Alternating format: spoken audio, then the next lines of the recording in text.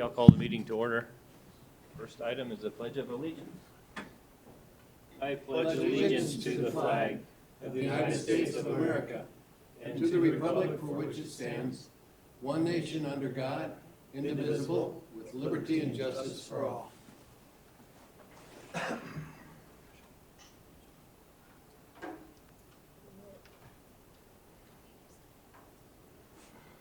The mission of the Marshall Public School District is to educate, support, and prepare all learners for success. Next item is approval of, hi girls. Hi. Approval of the agenda. So move. I'll second. Any corrections, additions? Oops, I put the wrong bill. Call for the vote. Agenda is approved. Our next item is a public forum. Anybody from the public would like to speak? I don't see anyone. We'll move on to our next item, the consent agenda. I'll make a motion to approve. I need a second. I'll second. Any questions or discussion on the consent agenda? One thing I would share with you, we did have a field trip request that was in the consent agenda. I think it was for golf. And we removed that since we canceled or postponed all field trips for the time being. Very good. I'll call for the vote.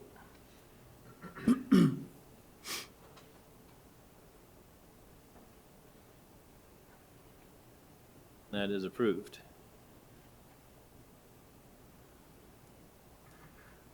Financials, Mr. Karen, anything?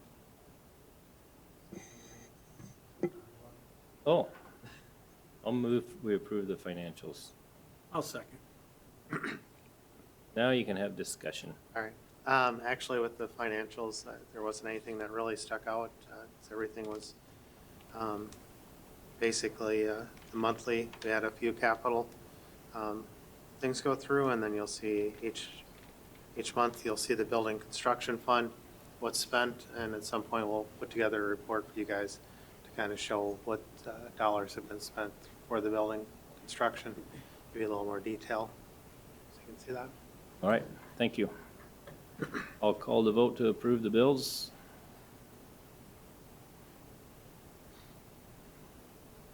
And they are approved.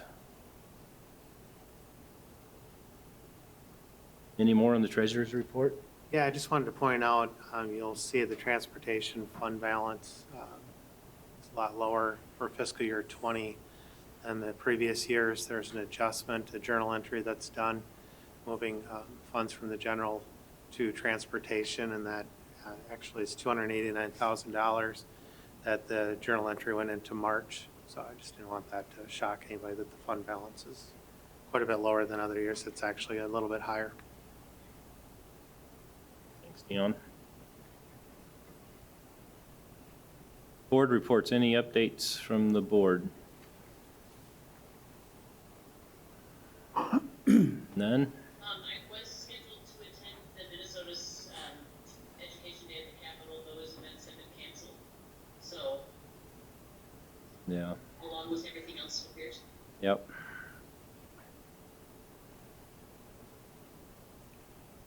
Next item, information on our coronavirus update. We have a plan, I think, for Dion, Tricia, and Jeremy to share some information and updates with you. All right. Well, it's been quite a week. Right now in the school district, we currently have a team of individuals that's dedicated pretty much to working on coronavirus, COVID-19. But as you know, this is evolving and changing rapidly. We had a presentation to share with you on Saturday, and by Sunday it was completely obsolete.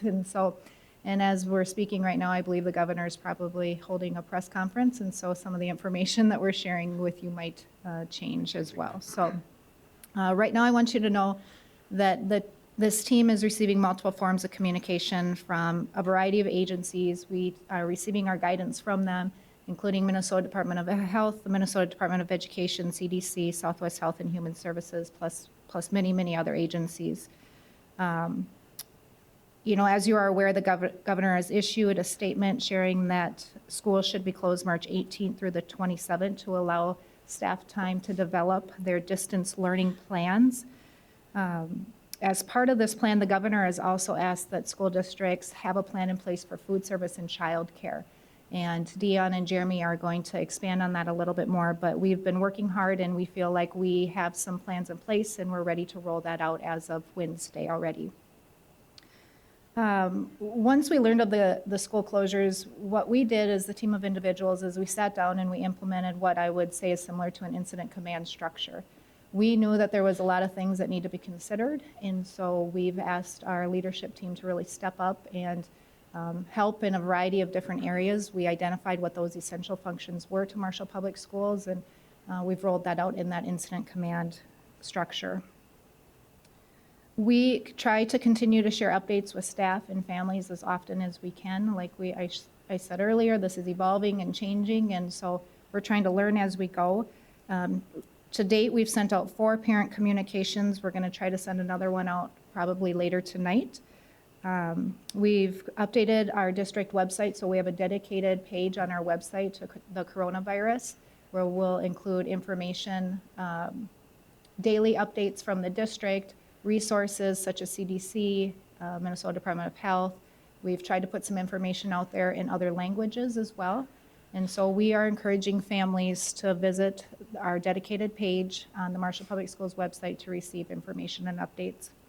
We're going to be using social media platforms to communicate with families as well. And this situation is fluid and it changes rapidly, and we just want to say thank you to everyone for your patience and for your willingness to work with us. We have this team of individuals and we are working hard to meet the needs of all of our staff and our students. So big thank you to everyone out there. I'll just touch on a few of the different areas. Met with quite a few hours today with some of these different groups trying to get things in place. And like Tricia said, I'm not sure some of the things are probably obsolete by now, but our plan is that staff will report on the 18th through the 27th. And Jeremy will touch on the certified staff with the distance learning. Our non-certified staff, we've got a plan in place. I met with the custodial leads and Warren today, and because that'll be part of that cleaning protocol. We'll have all of our custodians working mostly during the day. We'll have some hours spread out, but protocol will be to do cleaning. We're going to do cleaning during the day. There will be things like doorknobs, lights. At midday will be cleaned since staff will be in the building. Those are the main touch points. There's some other areas. But with that, the governor has that all staff are paid during this time. So we're going to be implementing our non-certified staff in different areas. Just to kind of give you an idea of that, our media aides will be staying in the library, and we will be kind of helping the IT department like they do on a day-to-day basis anyway, to prepare for whatever this distance learning might look like. Office, we might put a couple of non-certified in the office to help them catch up with some of their work. We've got our daycare will be staying open, so our daycare aides will be doing what day-to-day what they have been in the past. Touch a little bit because it's one of the part of the governor's outline was that we provide child care to first responders. That gets to be when you look at it, it gets to actually be a pretty lengthy list. Darcy and Leanna will be in charge of the child care, which is different from our daycare. Child care is going to be At Parkside? At Parkside, yep. That's anything from our 4-year-olds up to 12-year-old. And she's reached out, sent a survey out, and she's reached out to a couple of resources to try and get those numbers of what those first responders, those numbers might be. We've also extended that to our staff to have their children come if they're within that age group to help them if they don't already have childcare. If they have childcare, they should take them there. But If they don't, we want them in the building so we can get this distance learning Childcare going to be, worked out. paraprofessionals going to assist with the childcare? Yes, yep, They'll be assigned to help with that. yep. So we've got 100, Process. yeah, we're in that process. We have 118 non-certified staff. I believe we have actual assignments for all of them. Good. We're going to send that out in detail to them probably tonight or tomorrow morning. Part of that is cleaning, helping the custodians clean. We actually had prepared to put a spray bottle with some cleaner in every classroom prior to school closing on Wednesday, and we'll just have them use those cleaners. I've asked the custodial leads to take more of a lead role of helping to direct them and look for areas that need cleaning. And in the process also, we asked the building administration to appoint what would be a non-certified lead. So those people can help to make sure everybody is situated and the building principals and our district office can focus on what we need to with this changing. So part of that also is the food service side of it. Taher has 40 employees, so actual preparation of food will be covered by them. But we will need to have some of our staff help in the distribution. So at Parkside, we'll have food service there for our childcare. It is federally funded. We had to put a waiver in today. It's going to run a lot like ours. Well, actually, it'll run exactly like our summer food program, where anybody 18 years or under will be able to come and get a grab-and-go bag. The grab-and-go bag will have breakfast, lunch, and a snack in it. So we'll have that available at Parkside for childcare. We're going to have a main location at the middle school where, I'm not going to just say students, but a person within that 18 or under could come and get a bag. They're not allowed to eat it within the school, but they can grab it to go. And then we're also going to have 3 satellite locations, one at Holy Redeemer Church parking lot, Samuel Lutheran parking lot, and then also at St. Stephen's parking lot. We figured that kind of distributed it through the city to try and help with the weather, depending on how the weather is, for students to be able to go out and grab the bag lunch on those locations. Not sure if I missed We're anything. serving breakfast as well? The bag lunch will have breakfast, lunch, and a snack in it, yep. And then I'll just also add that we're also working with Food for Kids to provide snacks, additional snacks to be handed out at the same time as the bag lunches. So hopefully we will have some more plans rolled out with that in the coming days. And that information about the lunch or those meals should be going out tonight or tomorrow morning in that information. So we know, and we'll be having our parent-student connectors also communicating that out so the different communities know about the availability of that. So, it's federally funded, which is great, and we just want to make sure that the families know that those meals are available every day. So then on my side of it, some of the things we're working on, the distance learning plan will be a big piece of it. This 8 days, the next 8 days, when there's no instruction taking place, that's time for teachers to prep for the distance learning plan. So the plan is that distance learning would begin on March 30th, on that Monday. Distance learning is different than e-learning. E-learning, the focus was really that everything's electronic and we use devices for everything. The distance learning plan, the focus with that is that the students have a daily interaction with their classroom teacher.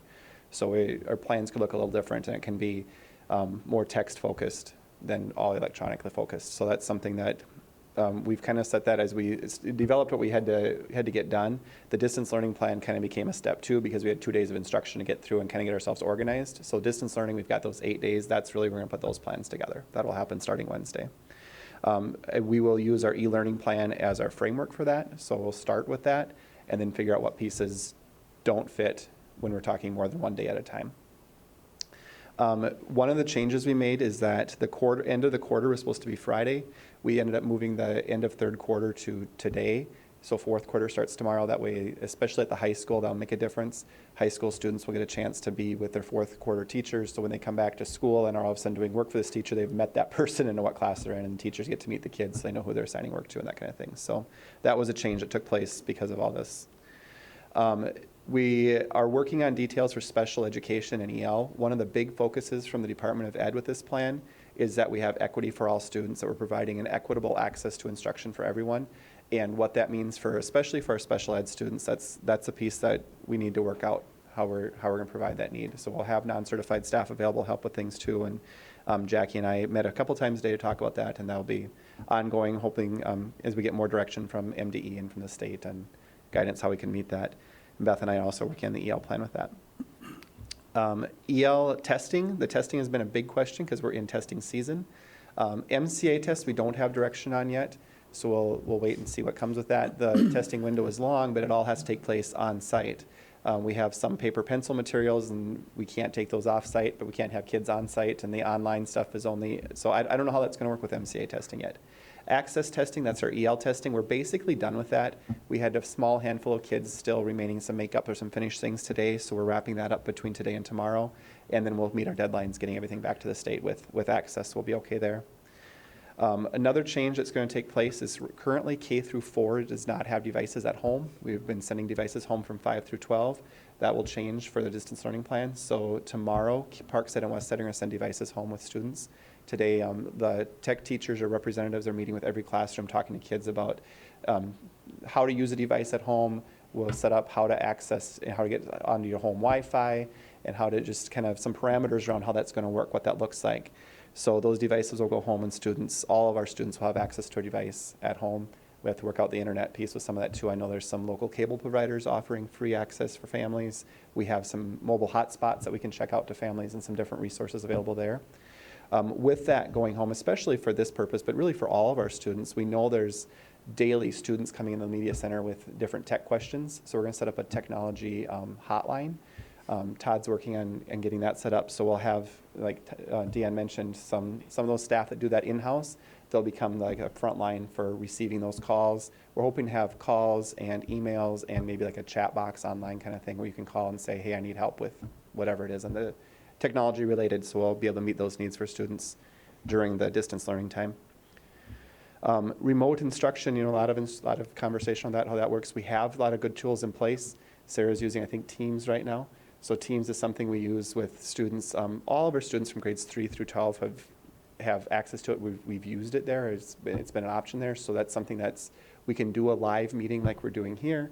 We can do record things and send things out. So there's a lot of options within technology we have that we'll continue to work on and use those tools we have. That we are getting flooded with different companies offering free versions or trials of different things right now.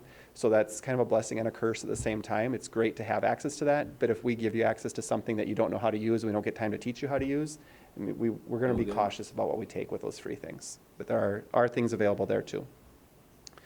Deanne mentioned the child care program. That's something that we've got a team that's put a lot of time into that today. It's the only other thing I had down is that we have a lot of questions remaining too. So we're working it out as best we can, following the guidance we have. Really, our focus is meeting those immediate needs first, and then moving forward to kind of taking it one day at a time, following whatever new guidelines we get. So we continue to monitor with the Department of Health, CDC, Public Health, Department of Education, all those main sites. So, questions you guys have? I think I can speak for the entire board saying thank you to all you guys and everybody else. We appreciate, just since yesterday morning, all the stuff you guys have put into place. So it's just been amazing. So I agree. I know it's been a lot of work, and there's a lot of work ahead. Yeah. If there's anything we can do, just let us know. So, Yeah.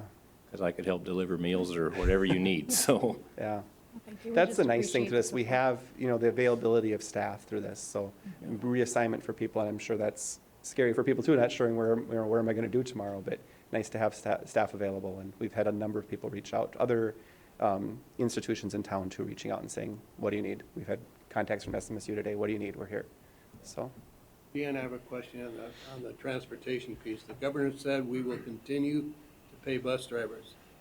Does our transportation contract include that, or is it going to be separate for us to pay bus drivers in the days we don't have students? So we don't pay the bus drivers. It's part of our contract with Southwest Coaches, and I'd have to look to see if legislatively, because last year with the snow days, it was different. Our contract, if we do not have student contact days, is typically it was half of what the contract cost of that day was to help them pay for expenses. But part of that too is with our childcare. They're allowed, when we do registration, they're allowed transportation. So we will be utilizing the bus company in some ways. We're probably going to utilize the bus company in our satellite distribution for food service since we're paying for them anyway. So we'll be utilizing them. Tom reached out to us and was, really wants to help us out too. We'll utilize them in some ways, but we'll see what legislation has to say. But as of right now, I hadn't seen anything like last year where we need to reimburse them 100%. We would go with our contracted amount. All I can tell you is what I heard from the governor. Yeah. Bus drivers will be paid. Yep, and that's them paying their bus drivers. We don't pay their bus drivers, so we just pay their contracted amount. That's what I was asking, if the contract includes that. Okay. Any other questions? Thanks for all your work. Thanks, you guys. Moving target. On to our administrators' reports. Usually have kind of a summary for you, but I'll be honest, the last 4 days have been nothing but coronavirus, and I've not gotten to it. So hopefully you've had an opportunity to read all of the reports. There's some very good information in there. And if you haven't done so, I'd still encourage you to. Next meeting, I will have one for you. Dion and the students, though, may want to share theirs. Just a picture that you can share on Facebook or whatever of Tricia dressed up as thing 2, I believe. Otherwise, it's all in the report. Students? Okay. So I'm reading off my phone, I'm sorry. For high school, there was, basically all of these are canceled, so I didn't really know until beforehand, after hanging in, but knowledgeable regionals, boys basketball varsity section finals at Gustavus Adolphus, FFA science, FFA region 5 fun nights, FFA pipestone meet contests at SDSU Brookings, and varsity speech invitationals at Egan were all on the 13th, except for the knowledgeable.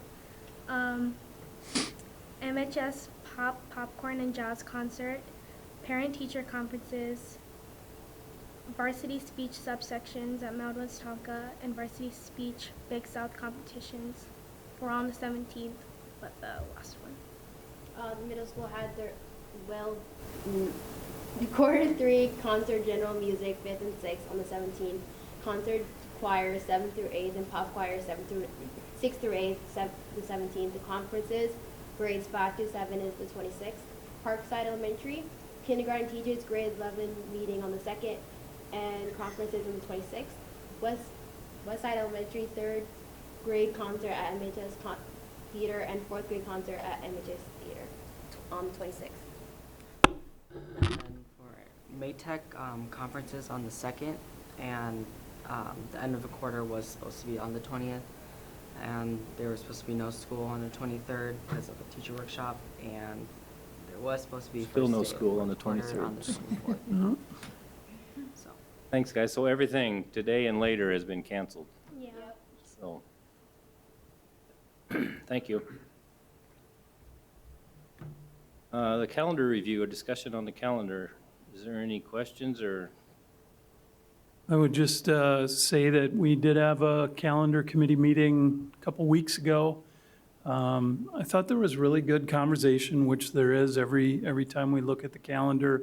A lot of different ideas. The calendars for the next 2 school years are particularly challenging because of how late Labor Day is. And there's just not really an advantage to our district to start before Labor Day, which we would be allowed to do, given that we have construction projects going on. But we want to have as long of a window, if you will, during summer to get all the work done as possible.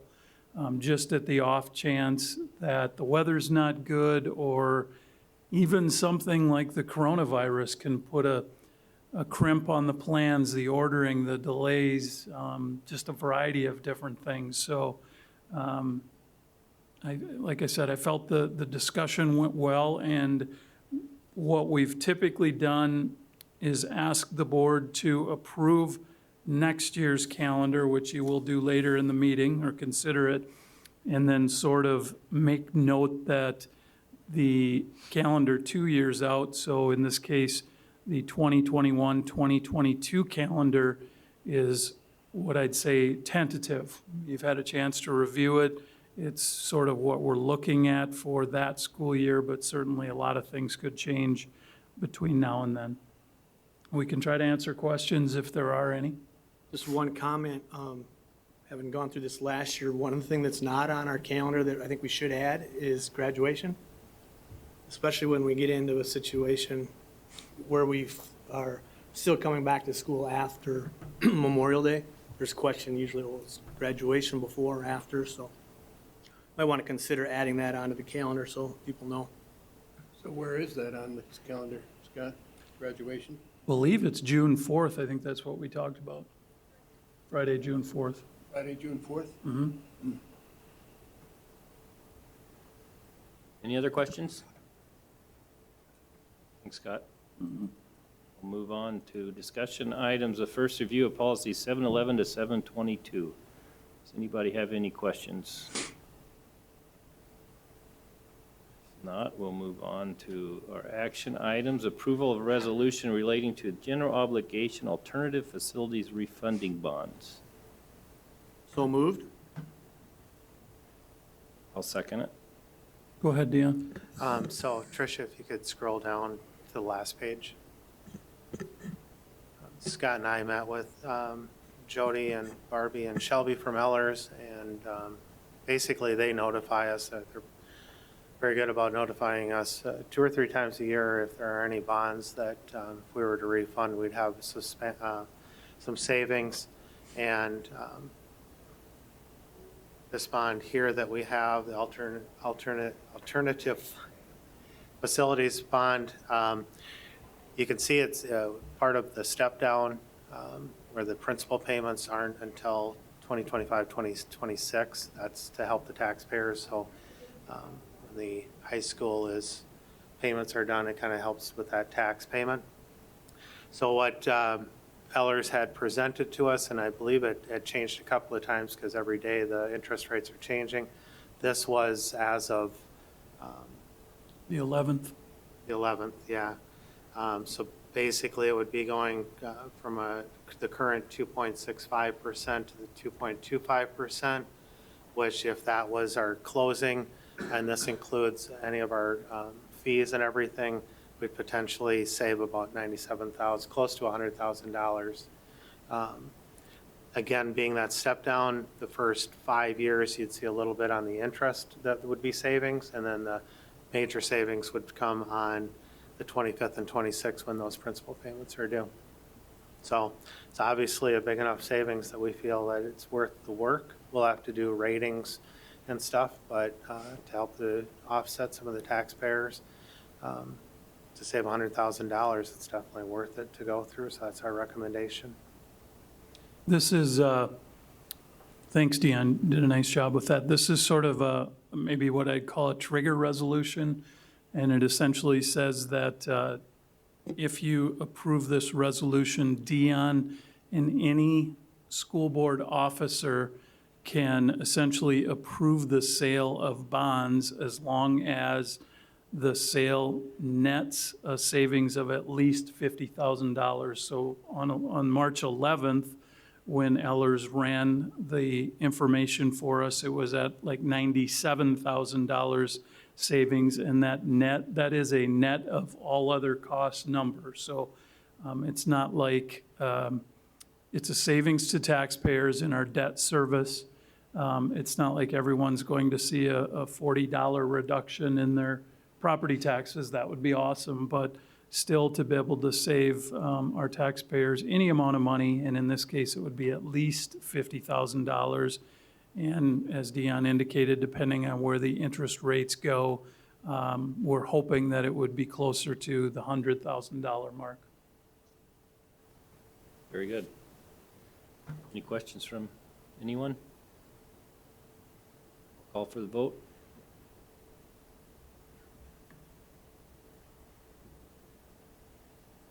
It is approved. Our next item is West Side property acquisition proposals. Go ahead, Dion. Or, well, this is action, so. Oh, I'll make a motion to approve. I'll second. Now So we can had- discuss it. I'm sorry. Go ahead.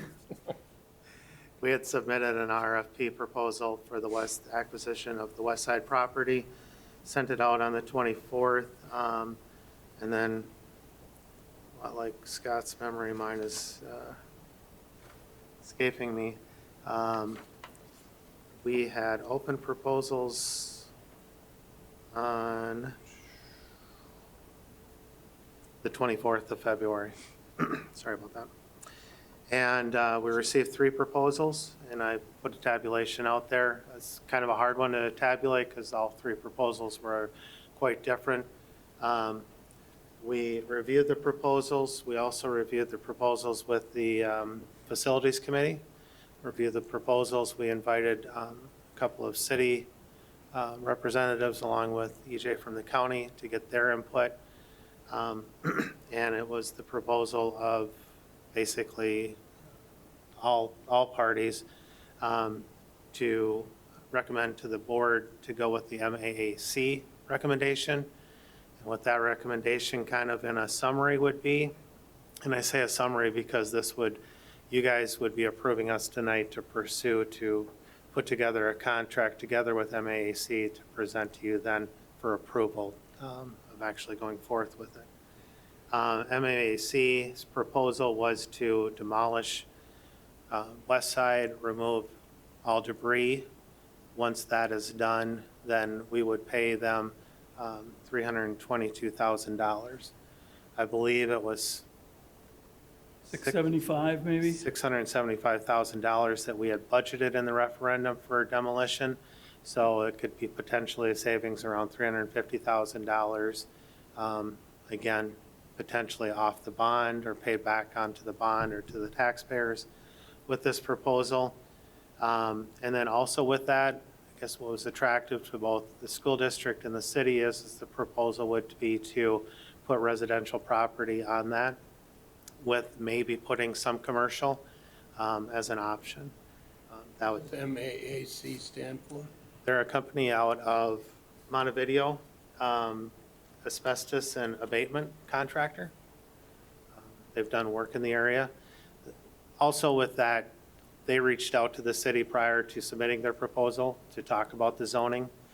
They also reached out to a couple of realtors to talk about it too, which, you know, we want whatever is going to happen to that to be beneficial, not just to the school district, but the city. And we feel with putting residential property on that, it's going to provide property tax back. So once we approve this, do they pay us earnest money? They give us earnest money at that time? Now, at that time, we're going to probably have to reach out to legal counsel to drop a contract. And once that's done, we'll present that to the board. You know, once both parties agree to it, we'll present that to the board for approval. And that'll outline a lot more, Bill, to it. Any other questions? Thanks, Dion. I think this is a win-win for us and the city. Yep, I would agree. We'll call for the vote.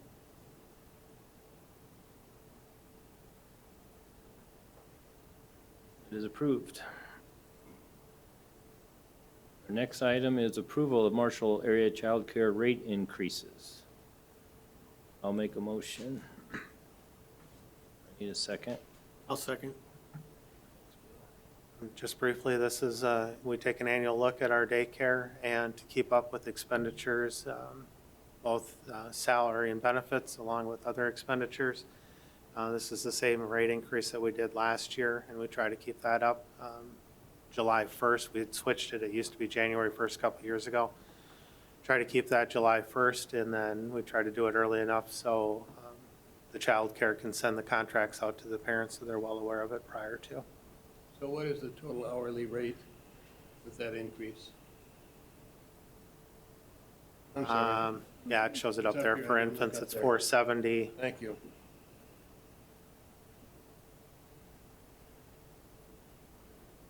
Any other questions? Call for the vote.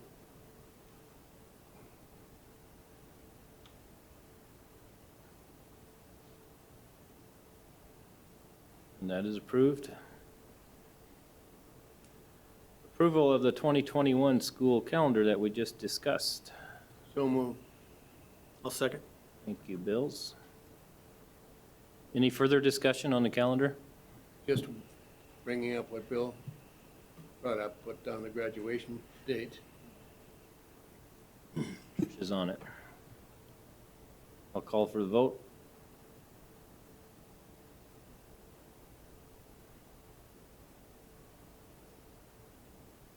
And that is approved.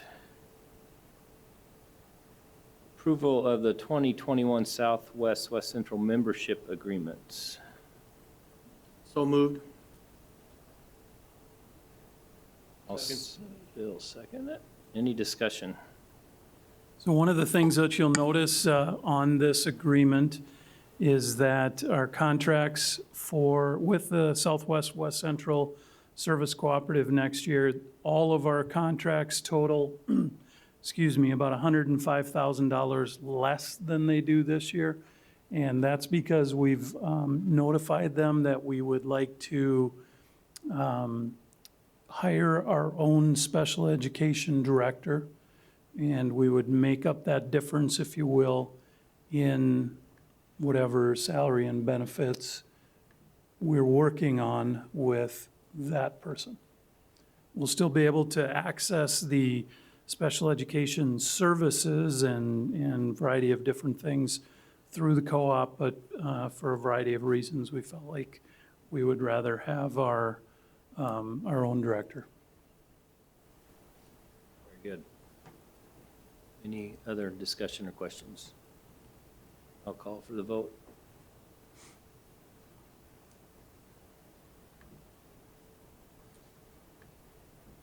And that is approved. Anything else? If not, I will adjourn the meeting.